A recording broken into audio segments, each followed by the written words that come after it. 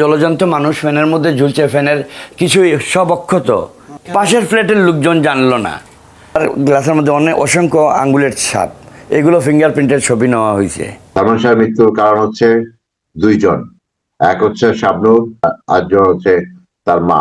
কিন্তু আমার ছেলেটাকে ওরা ছেড়ে দিলেই পারতো। আমার ছেলে তো ছবি থেকে সরে যেতে চাইছিল, ও বলছিল যেদিন মারা গেল তার 2 দিন আগে আমি বলছি আমি সিলেট যাচ্ছি আমার সাথে। অবশেষে বেরিয়ে আসলো সালমান শাহকে তার নিজের মাই নিজ হাতে দুনিয়া থেকে বিদায় করে দিয়েছে। আর এই ঘটনার সাথে জড়িত রয়েছে চিত্রনায়িকা শাবনূরও, যারা ইতিমধ্যে ধরা পড়ে গেছে। কি কারণে নিজের মা হয়ে সালমান শাহকে তার নিজের মা দুনিয়া থেকে বিদায় করে দিয়েছে, আর এই ঘটনায় ডন এবং সালমান শাহের স্ত্রী সামিরা কতটা জড়িত, সমস্ত কিছু A to Z জানতে পারবেন। তাই বন্ধুরা, সবাইকে রিকোয়েস্ট করতেছি ভিডিওতে লাইক দিয়ে শেষ পর্যন্ত দেখতে থাকুন। গাইস, ইতিমধ্যে সোশ্যাল মিডিয়া ঢুকলেই সালমান শাহের মৃত্যু নিয়ে একের পর এক তথ্য চলে আসে। কিন্তু আপনারা কি জানেন সালমান শাহ কিভাবে মারা গিয়েছে, এমনকি এই ঘটনায় মেন মাস্টারমাইন্ড কে? ইতিমধ্যে সালমান শাহের মৃত্যুর ঘটনায় সালমান শাহের মা নিজেই 11 জনের বিরুদ্ধে মামলা করে, যেখানে সালমান শাহের স্ত্রী নিজেও জড়িত। তবে ঘটনা সূত্রে ইতিমধ্যে জানা গিয়েছে সালমান শাহের মাই নাকি এই ঘটনার প্রধান মাস্টারমাইন্ড। তাছাড়াও এই ঘটনার সাথে জড়িত ছিল নায়িকা শাবনূর।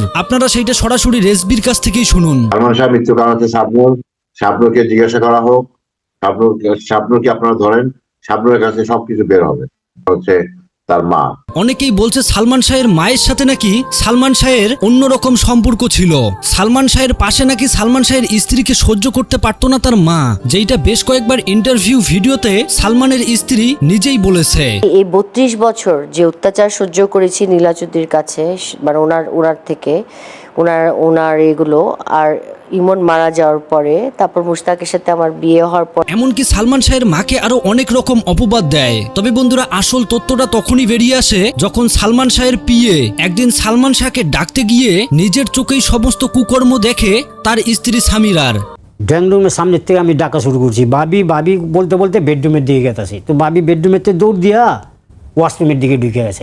আমি যখন বেডরুমের থেকে ওয়াশরুমের দিকে দৌড় দিছে, একটা সুতা ছিল না গায়ে, আমার দৃষ্টিতে উনি পড়ে গেছে। শরীরে কোনো বস্ত্র ছিল না, অথচ সালমান শাহ বাসায় নেই, কিন্তু সেখানে ছিল ডন। প্রতিনিয়ত সালমান শাহের এই বন্ধু নামক ডন, যে কিনা সবসময় অভিনয় জগতে ভিলেনের চরিত্রই করে গিয়েছিল, কিন্তু অভিনয় জগতের চেয়ে বাস্তব জগতে সবচেয়ে বড় ভিলেন ছিল, তাও আবার সেটা বন্ধুর সাথে। শেষ পর্যন্ত বন্ধুর বউয়ের সাথেই এই রকম কাজকর্ম। তাছাড়াও এক পর্যায়ে ডন এবং সামিরা মিল করে এমনকি ফিল্ম ইন্ডাস্ট্রিজের কিছু শত্রু যারা সালমান শাহকে সবসময় হিংসা করত, সবাই একসাথে মিলেমিশে সালমান শাহকে পৃথিবী থেকে বিদায় করার প্ল্যান করে।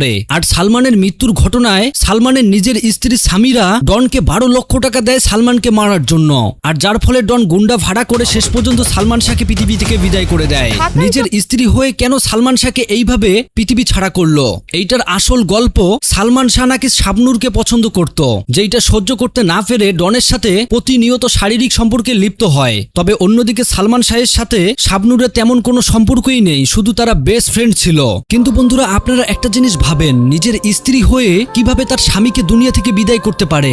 সত্যি এইটা ভাবলে যেন মনে হয় ভালোবাসা বলতে পৃথিবীতে কিছু নেই। এই ঘটনায় সালমান শাহের স্ত্রী ডন সহ টোটাল 11 জনকে যে আসামি করা হয়েছে, তাদের মন্তব্য শুধু একটাই, সালমান শাহের সাথে তার মায়ের সম্পর্ক ছিল, নায়িকা শাবনূরের সাথেও সম্পর্ক ছিল। মানে ব্যাপারটা হাস্যকর হয়ে গেল না? চোর যখন ধরা পড়ে তখন এইটাই বলে। তো যাই হোক বন্ধুরা, যেহেতু মেন মাস্টারমাইন্ড ডন গ্রেপ্তার হয়েছে, তাহলে এইবার জানা যাবে আসল রহস্যটা কি। তাছাড়াও ডন গ্রেপ্তার হওয়ার পরপরেই সালমান শাহের স্ত্রী সামিরা দেশ ছেড়ে পালানোর অনেক চেষ্টা করেছে, কিন্তু ইতিমধ্যে আদালত তাকে নিষেধাজ্ঞা দিয়েছে যে কোথাও যাওয়া হবে না। তো দর্শক, পুরো ভিডিও দেখার পর আপনাদের মতামত কমেন্ট বক্সে জানাবেন, আর হ্যাঁ, ভিডিওটি প্রচুর পরিমাণে শেয়ার করবেন। আল্লাহ হাফেজ।